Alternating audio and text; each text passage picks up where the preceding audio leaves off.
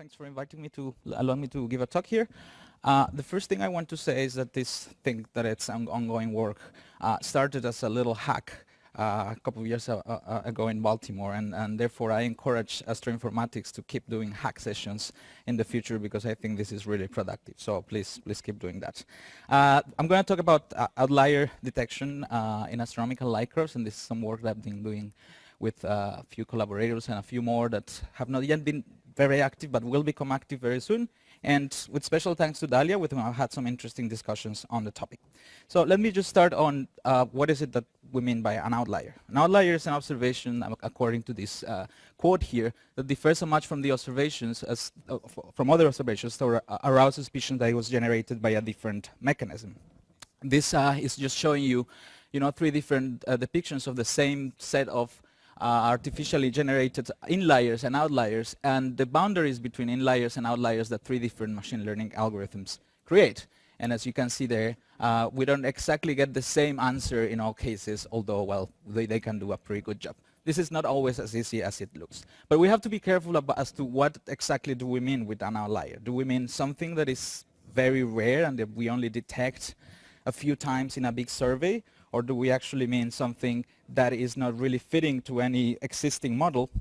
And I think because we mostly are looking at things that are far away in the wings of distribution, that we actually mean both. They are rare and they are usually not well described by models.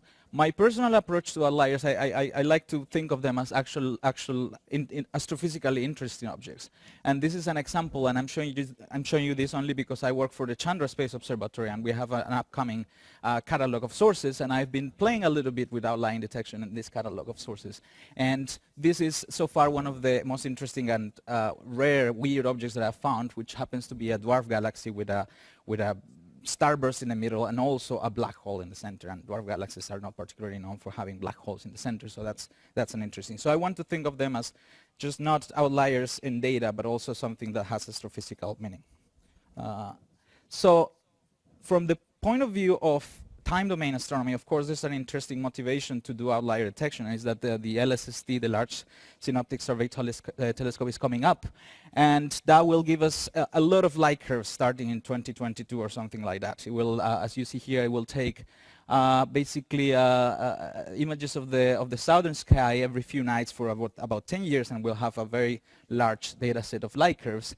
And what's interesting is that it will most likely discover new types of rare objects that we have not seen before in any time domain surveys, and we want to be ready to discover those as soon as possible. So there's an interesting motivation from the point of view of time domain to being able to quickly find particularly weird light curves. Of course, the issue is that the light curves for LSST will not necessarily be very dense for all types of objects, and we will have to deal with situations where, light curves are not very well sampled in time. So what is it that we need in order to find weird light curves or weird objects in general? Well, in general, we need to define some kind of metric on which we can kind of define a similarity or a dissimilarity between objects, and we can use that metric to kind of evaluate whether our object it's an outlier with respect to other objects. But that has several questions open. For example, if you are going to parameterize those light curves with certain features, then what are the best features that you can choose in order to actually find outliers? Are those the same features that you would use for regular classification, or are those different types of features? Or how much do the results of your outlier finding problem will depend on exactly what type of outlier detection algorithm you use? That's also a very relevant question that we're trying to answer as part of this work. And also, how much do you depend on pre-processing of the light curves? And I'm going to say a few words about that later. So in order to start studying this problem, we've been doing an exploratory analysis on Kepler light curves. We haven't been looking at a lot of them. We've been looking at only about actually 2,500 objects, but we have both the dense version of the light curves, things that look like this, and then the sparse versions of those light curves. And these are sparse, are also irregular. So these ones are regularly sampled in time, these ones are not. These are just basically randomly sampled in time. We generate those there. And we've selected those from a particular quarter of the Kepler data set. And we believe this is a quite representative data set because it contains basically the typical distribution, 60% G-type stars, 80% giants. Only 2%, about only 2% of them are eclipsing binaries. So when people want to do classification or any kind of machine learning exercise on light curves, one of the first thing they do is to try to actually extract features. And there are several tools online to do that, to estimate some statistical features such as kurtosis, skewness, amplitudes and phases of the different components, periodic components of your light curve, or also things to model, as was mentioned in this meeting before, stochastic variability, like autoregressive models, stuff like that. And they are, usually ranked as to how useful they are for classification, and usually things like periods, and the periodic components of these things come up as the most important ones to do classification. So the first thing I tried when I was trying to find outliers was to actually try to extract this type of features with the tools, existing tools like, for example, FATS that was developed at Harvard in Pablo's group, and actually, I kind of failed miserably when I used these features. So it didn't really work for me to find really weird light curves. So I started experimenting a little bit more with other type of features or descriptions of the data.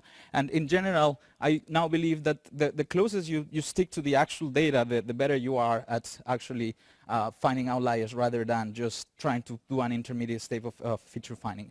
In this case, what I did was use the Lump's-Cargill periodogram to extract periodograms for the light curve. For those of you who are not familiar with time domain astronomy or don't know what this is, this has been mentioned several times before, but this is basically an alternative way to get the Fourier transfer of a light curve. And basically it works by assuming that your light curve, even if it's not a sinusoidal, can be approximated by a sinusoidal fit, and you fit for different frequencies. You fit the amplitude, you go for different frequencies, and for each frequency you find a fit for which you fit the amplitude and the phase, and you find the minimum chi-square for that fit as a function of those functions. And then for each frequency you will get a minimum chi-square fit that if you plot as a function of the different frequencies, you will get something that looks exactly like what the Fourier transform would give you this. And what I've been doing is I've been using the actual values, the powers of the periodogram as the features for this exercise of outlier finding. So I'm going to talk to you about two different methods that I've been using so far in collaboration with my colleagues in order to find weird light curves in this data set. One of them was actually published a couple of years ago by Dalia and her supervisor, and it's the unsupervised random forest. I'm going to try to explain it very quickly. If I say something wrong, please wave at me. But basically, the idea is that you have an original data set with some features, and you can generate a synthetic data set from that by just getting the marginal distributions of this data set, sampling from those distributions, and generating a data set that looks exactly like this data set on the marginal distributions, but that does not show the same types of correlations. And then you label this as original data and synthetic data, and then you train a random forest classifier to try to distinguish between the two.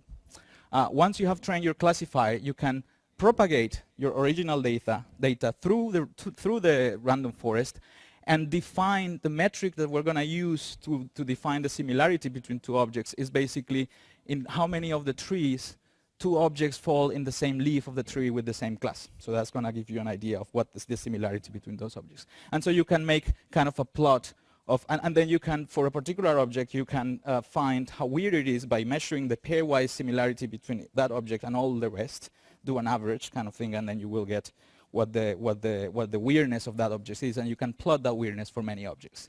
And I did exactly that for these Kepler-like curves using the periodogram as the features. And I'm just showing you some preliminary results of what I'm getting. So this is just my histogram of weirdness score. So I would be interested in those sources that happen to be more weird. And these are some of the weirdest light curves I find. So the interesting thing is that these don't really look at all like the typical Kepler light curves. In fact, this object here, I originally thought it was a Tabby star, but it's not, just because I didn't have the right portion of Tabby star that is interesting in this. But it kind of has a very Tabby star-like behavior with a strange dip here and other bumps there here and there.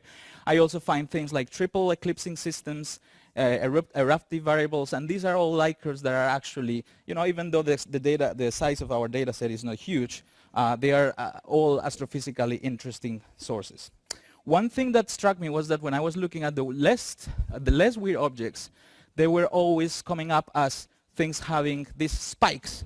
And it turns out that those are actually observational artifacts that you don't want to be dictating what you're finding as weird or not weird. So preprocessing is important.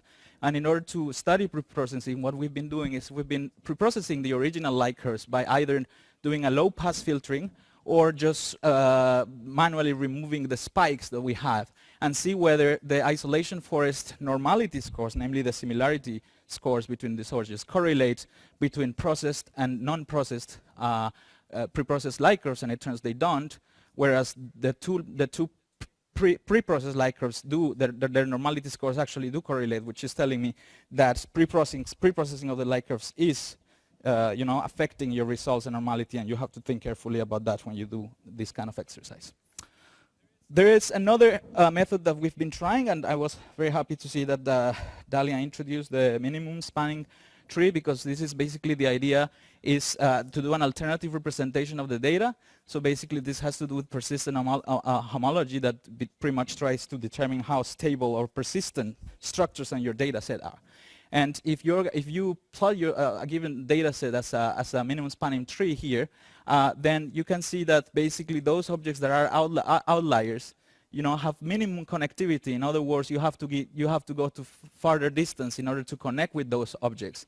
And in this respect, significant outliers should be persistent components, which means that they have to be disconnected from the other points for a large number of different distances as you grow, and they only connect if you really go very big. In that respect, they are persistent, and basically you can characterize this by the maximum length that you can consider. Basically, the maximum length scale will be the scale at which all of these points are connected, and the minimum length scale for which none of them is connected. So in between those two, you will have a range, and you want to see for what fraction of that range of distances the object actually remains unconnected, and that's how you can define outliers in terms of this topological analysis. So basically, that's what we do. We pass on the actual values of, points of the light curve, and we create a spanning tree, a minimum spanning tree.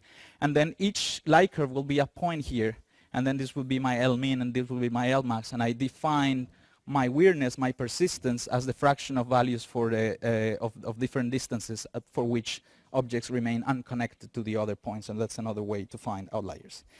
And in this case, we actually used the entire data light curves, and surprise, surprise, we're finding also things that are not at all like the typical Kepler light curves. In this case, we actually, because we had the entire light curve, we do find Tabby star. For those of you who don't know what Tabby star is this very weird light curve that was discovered actually as part of a citizen-sized project that has a very light curve that happens to have all these dips and weird structures. Some people even thought it was aliens that had built a Dyson sphere around it, but we know that that's probably not the case. It's never the aliens, just in case you're wondering.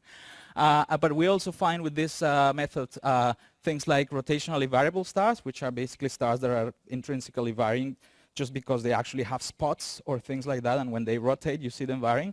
And so we're finding different types of outliers with respect to the first method, and this is what we're studying now. We're working on finding what is the best method for the type of outliers we might be interested in, and of course we want to apply this later on to a much larger data set. I have 1 minute left, and I want to use it to advertise something related, which is the Photometric LSST Astronomical Time Series Classification Challenge.